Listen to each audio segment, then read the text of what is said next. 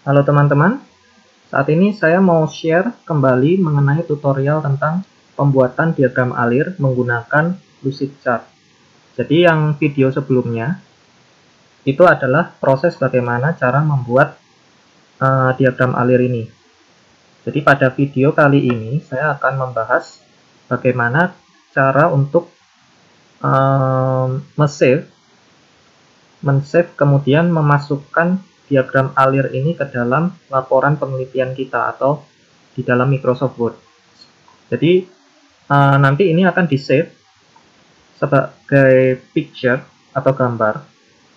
Jadi caranya adalah seperti ini. Kalau misalkan kalian sudah buat seperti ini, kalau kalian klik ini, close tab,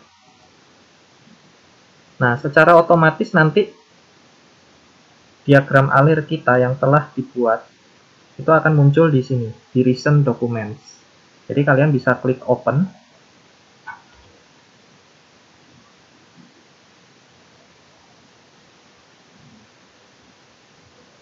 Nah, seperti ini.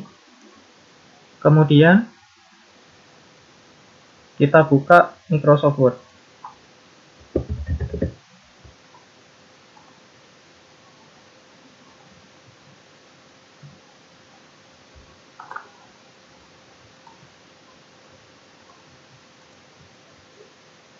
Kita blok semua ini.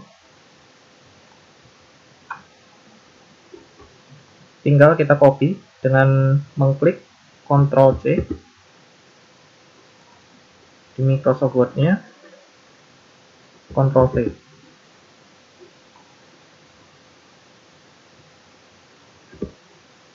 Nah, akan muncul seperti ini.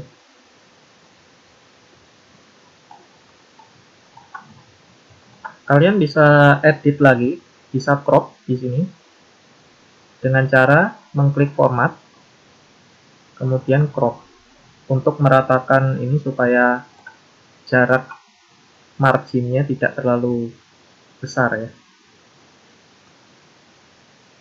Nah, seperti ini. Kemudian kalian bisa besarkan lagi gambarnya seperti ini. Nah, demikian cara mengcopy atau men-save gambar ini dan memasukkannya ke dalam Microsoft Word untuk laporan penelitian. Semoga bermanfaat. Jangan lupa untuk subscribe video ini jika kalian berminat. Terima kasih.